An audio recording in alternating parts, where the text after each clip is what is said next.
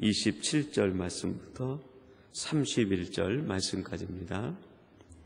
여호와께서 아론에게 이르시되 광야에 가서 모세를 맞으라 하시매 그가 가서 하나님의 산에서 모세를 만나 그에게 입 맞추니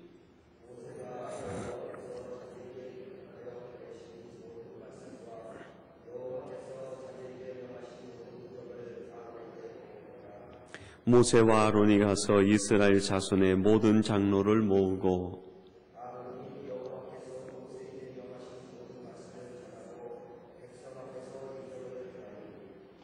함께 봉독하겠습니다. 백성이 믿으며 여호와께서 이스라엘 자손을 돌아보시고 고난을 감찰하셨다 함을 듣고 머리 숙여 경배하였더라. 아멘. 오늘은 출애굽기 4장 27절에서 31절 말씀을 갖고 연합의 아름다움이라는 제목으로 함께 말씀을 나누도록 하겠습니다. 연합의 아름다움을 조금 다른 말로 바뀌면 사귐의 아름다움이다. 또 조금 다른 말로 변형시킨다고 하면 교제의 아름다움이다. 또 누군가를 가까이 할 때 어디에서 아름다움이 오고 기쁨이 오는가 하는 것에 대해서 오늘 본문 말씀을 중심으로 해서 함께 살펴보려고 합니다. 특별히 오늘은 아주 오랜만에 그 모세와 형 아론의 만남이 이루어지고 있습니다. 40년 만에 만나는 이 만남, 얼마나 귀한 만남인지 모르겠습니다. 이 만남을 통해서 하나님은 또 하나님의 역사를 이루어 가시고 하나님의 비밀한 일을 진행시켜 가는 것을 찾아볼 수 있게 됩니다. 이 모세와 아론의 만남이 얼마나 아름다웠던지 시편 133편에 보면 그 만남을 주제로 해서 하나의 시가 노래되어지고 있습니다.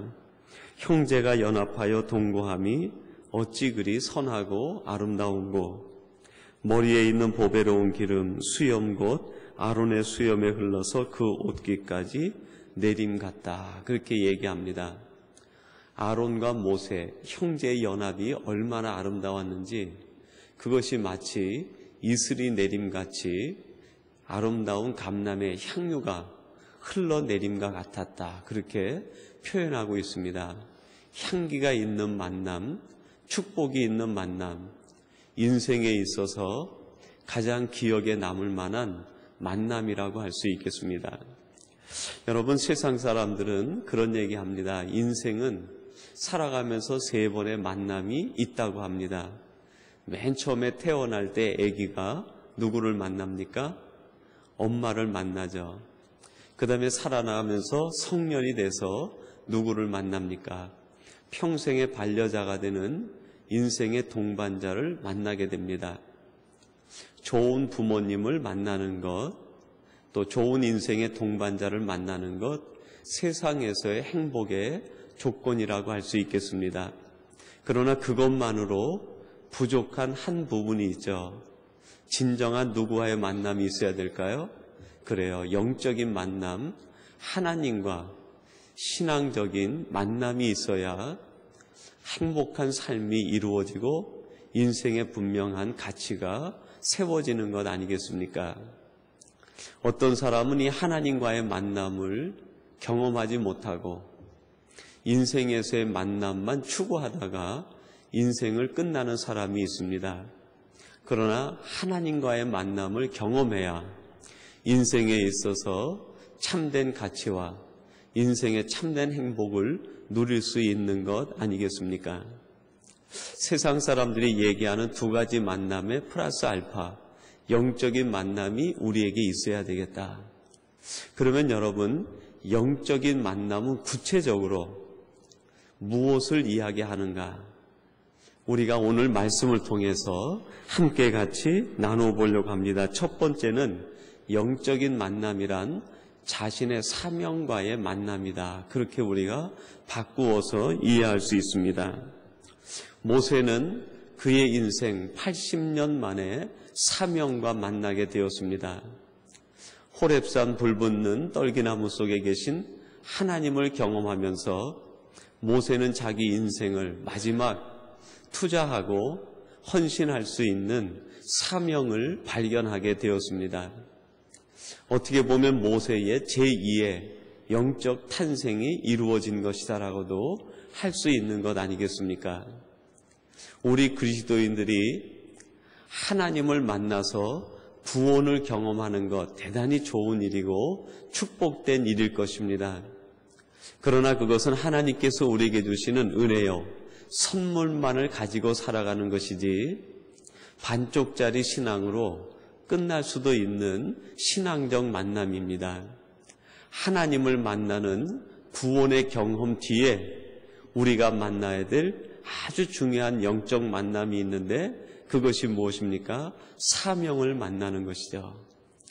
내 삶이 목적이 무엇인지, 내가 해야 될 사명이 무엇인지, 하나님께서 나를 만드시고 이 땅에 존재하게 된 까닭과 이유를 발견한 사람, 너무나 행복한 사람이라고 할 수 있습니다. 그런 사람은 흔들리지 않습니다. 사람 때문에, 세상 때문에, 환경 때문에 흔들리지 않고 오직 한 길, 자기에게 주어진 그 사명의 길을 걸어갈 수 있습니다. 이 사명과의 만남을 예수님으로 비유하면 어떻게 되겠습니까? 예수님에게는 십자가의 길이 되는 것이죠. 하나님께서 주신 그 십자가의 길, 아무리 힘들고 고난과 역경이 기다린다고 있다 할지라도 그 길을 달려가는 기쁨이 주님에겐 있었습니다. 사도 바울에게는 자신의 고백에 따라서 그가 발견한 사명의 길은 어떤 길입니까? 내가 복음을 위하여 예수 그리스도의 종이 되었다. 사명은 나로 하여금 종이 되게 하였다 하는 것이 바울의 고백입니다. 사도 요한의 고백은 무엇입니까? 내가 하나님을 만나서 사명을 깨닫고 나니까 내 평생의 사명은 사랑하는 것이다. 그래서 사도 요한을 가리켜서 사랑의 사도다 그렇게 이야기합니다. 여러분, 예레미야는 눈물의 선지자라고 얘기합니다. 하나님으로부터 하나님 나는 아이라 말할 줄 모릅니다 라고 할 때 하나님께서 예레미야를 선택해서 그로 하여금 이스라엘의 죄악을 보고 회개를 선포케 했습니다. 그것이 예레미야의 사명이었습니다. 예레미야는 평생을 울 수밖에 없는 사람이었습니다. 그것이 그의 사명이기 때문입니다. 평생을 운다 하여도, 십자가의 길을 걸어간다 하여도, 평생을 종으로 산다 하여도 그것이 나의 사명인 것을 알게 되면 오히려 그 속에서 감사하며 기쁨으로 그 길을 걸어갈 수 있는 것이죠. 조금 더 구체적으로 얘기하면, 적용하면 어떻게 되겠어요? 저에게는 목사의 길이 사명이겠죠. 또 우리 교회 장로님들, 권사님들, 집사님들, 또 교사들, 각 직분자들은 그 주어진 하나님께서 맡겨주신 직분이 우리의 사명 아니겠습니까? 하나님께서 내게 주신 영적 사명이 무엇이든지 그 사명 길 때문에, 사명의 길에서 하나님이 내게 주신 사명 때문에 울 수 있다고 하면 그 사람은 행복한 사람입니다. 그래서 예수님께서 산상수훈에서 8가지 복을 말씀하시면서 어떤 말씀을 합니까? 애통하는 자는 복이 있다. 저희가 하늘의 위로를 받을 것입니다. 그랬습니다. 여러분, 애통하되 왜 애통하며 눈물을 흘립니까? 내 뜻이 이루어지지 않아서요? 그게 아니죠. 사명 때문에, 사명에 눈을 뜨고 보니까 세상이 보입니다. 죄악이 보입니다.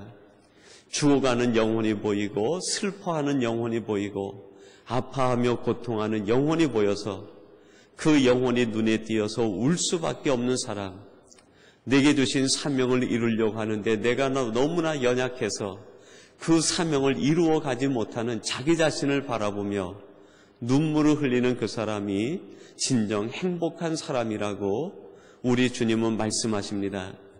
우리 주님 그렇게 이 땅에 오셨을 때 예루살렘을 바라보며 울고 있는 연약한 여인들을 바라보며 주님께서 애통하신 것을 우리가 보게 됩니다. 살아가는 성도 여러분, 사명 때문에 우는 사람은 행복한 사람입니다. 사명 때문에 사랑할 수 없는 존재를 사랑하는 사람, 너무나 행복한 사람이고 가치 있는 사람이라고 할 수 있습니다. 사명 때문에 내가 섬김 받아야 되는 위치에 있음에도 불구하고 그 모든 것을 내려놓고 종으로 섬길 수 있는 사람, 여러분 얼마나 위대한 사람이고 축복받은 사람입니까? 진정 오늘 이 새벽을 깨우고 예배하는 여러분들은 하나님과의 만남 뒤에 사명과의 만남을 경험하시게 되기를 주님의 이름으로 주며 축원합니다. 그리고 그 사명 때문에 울 수 있는 사람이 되시고 그 사명 때문에 사랑하게 되고 그 사명 때문에 섬길 수 있는 우리 복된 가족이 되시기를 주님의 이름으로 축원합니다. 그 다음에 두 번째, 하나님을 만난 뒤에 영적으로 만날 수 있는 귀한 만남은 동력자의 만남입니다. 여러분 오늘 본문 말씀 30절에 보니까요, 그런 말씀을 합니다. 아론이 여호와께서 모세에게 명하신 모든 말씀을 전하고 백성 앞에서 이적을 행하니 그랬습니다. 하나님께서는 모세에게 그 사명을 이루게 하기 위해서 동력자를 만나게 했습니다. 그 동력자는 바로 그의 형 아론이었습니다. 근데 여기에서 오늘 성경 말씀은 모세에게 주목하기보다는 아론에게 더욱 주목하고 있는 것을 볼 수 있습니다. 질서적으로는 이 아론이 모세보다 더 윗사람이었습니다. 그러나 사명적인 입장에서 볼 땐 모세가 더 하나님으로부터 직접 사명을 받은 영적 질서로는 모세가 우위에 있었습니다. 인간적인 마음으로는 아론이 위지만 하나님이 세워주신 질서 가운데 모세가 위에 있는 것을 보고 아론이 모세를 찾아가 영접하고 그 뒤에부터는 아론이 모세를 섬기는데 그 동력자 간의 관계가 얼마나 아름다운지 그것이 바로 하나의 시가 되고 노래가 되고 찬양이 될 지경까지 되었다는 것입니다.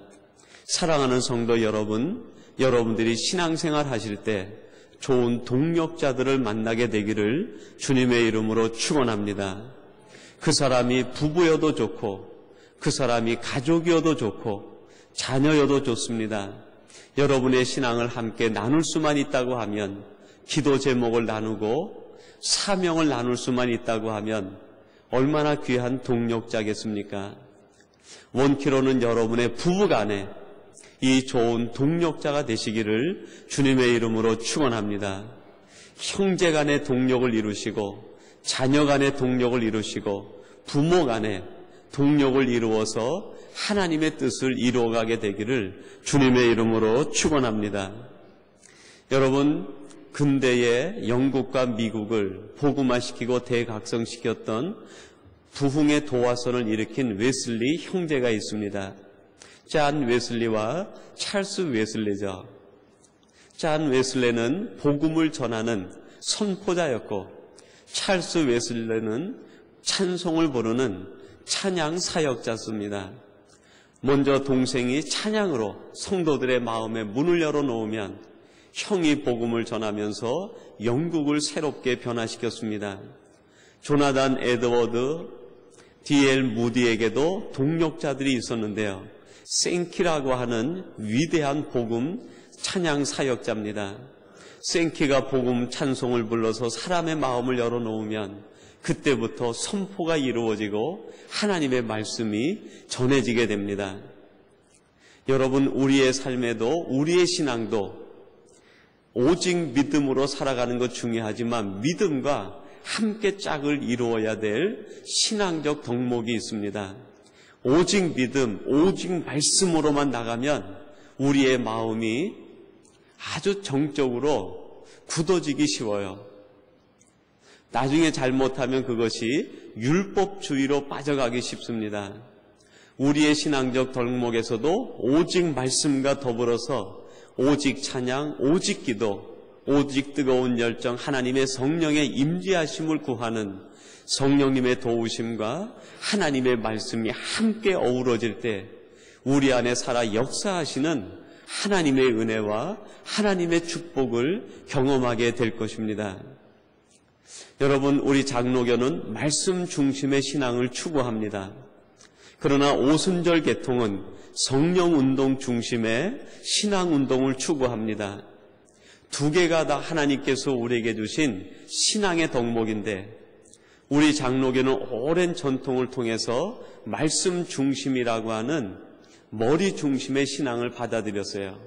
그래서 머리는 큰데 가슴은 작아요. 열정이 없어요. 뜨거움이 식어졌습니다. 그러나 오순절 개통은 어떻습니까? 가슴은 뜨겁고 열정은 있고 큰데 머리가 작아요. 여러분, 둘 다 어떻게 보면 기형이라고 할 수 있습니다. 온전해지기 위해서는 우리가 가지고 있는 하나님의 들은 말씀이 가슴으로 승화가 돼서 이루어지고 그것이 실천으로 나가는 조화 있는 신앙이 있어야 됩니다. 우리의 사명도 좋은 동력자가 있어야 되듯이 우리의 신앙도 균형 잡힌 신앙이 돼야 됩니다. 말씀 중심의 신앙과 성령의 능력을 의지하고 성령이 움직이시는 대로 함께 동행할 수 있는 열린 마음을 갖고 신앙생활 할 때 그 사람이 균형 잡힌 신앙인으로 하나님이 볼 때 얼마나 아름다운 거라고 하나님께서 감탄하시고 칭찬할 만한 신앙인이 될 것입니다. 사랑하는 성도 여러분, 우리 인생에서의 만남은 좋은 부모, 좋은 동반자, 만남도 중요합니다. 그러나 그거보다 우리는 더욱더 추구해야 될 만남이 있는데 그것은 하나님과의 만남, 영적 연합이 이루어져야 됩니다. 하나님의 만남이 구체적으로 무엇을 의미합니까? 두 가지입니다. 하나는 사명과의 연합이고 또 하나는 좋은 동력자와의 연합입니다.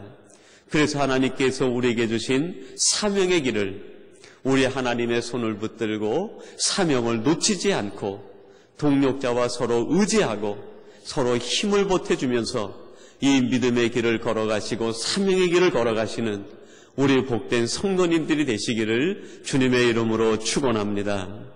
하나님 아버지 감사합니다. 오늘도 이 새벽 깨우게 하셔서 저들 하나님 앞에 나와 모세와 아론의 만남을 통하여 우리들에게 가장 귀한 만남, 연합이 무엇인지 말씀해 주시니 감사합니다. 하나님, 세상에 있는 사람들은 좋은 부모 만나기를 원합니다. 좋은 동반자 만나기를 원합니다. 그래서 자신의 인생이 역전이 되었으면 좋겠다라고 생각합니다. 그러나 우리들은 이 땅을 살아가면서 사람 때문에 또 실망하게 됩니다. 하나님, 저희들은 이 땅에서 진정한 만남, 영적 만남, 하나님의 만남을 이루게 해 주신 것을 감사합니다.